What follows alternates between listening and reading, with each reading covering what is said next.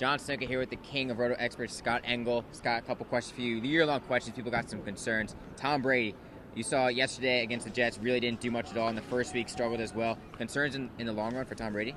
I think there definitely are. Even when he gets Gronkowski back, you're looking at a guy, Julian Edelman, who was probably their sixth option in the passing game last year, now being their first. This is the worst crew that Tom Brady has ever had, the thinnest crew in terms of production. Tom Brady, until things improve, until Amendola comes back, this guy is not an every week start. People are going to be asking me, should I start Michael Vick over Tom Brady?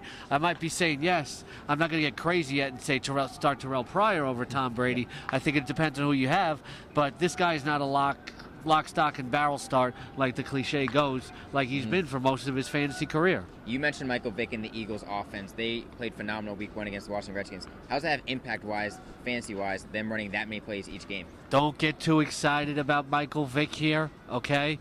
Michael Vick, he's had these kind of games. We've seen him in the past before. Michael Vick in his entire career has never played consistently start to finish, and he's always been a durability risk. If Vick has another good game in week 2, sell high. And you mentioned Terrell Pryor also. He led the league in rushing week 1. Is he a viable option fantasy-wise going forward? I think it depends on the matchup, etc.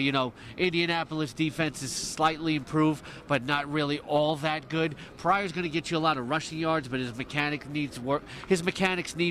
And again, it depends on who else that you have at quarterback. People are saying to me this week, do I start Terrell Pryor over Colin Kaepernick because Colin Kaepernick faces the Seahawks? No way. Colin Kaepernick only ran for 22 yards against the Packers. Is it something that you could see going forward, him not rushing as much? Well, I think it depends on the game plan. He's such a dual threat, but, the Packers don't get enough pressure outside of Clay Matthews, so I think it was the game plan. I think you might see it more this week against Seattle. And are there any sleepers moving forward that you think people should be picking up off the waiver wire? Brandon Bolden of the New England Patriots. Everybody is desperate for running backs. You saw how bad the Patriots were.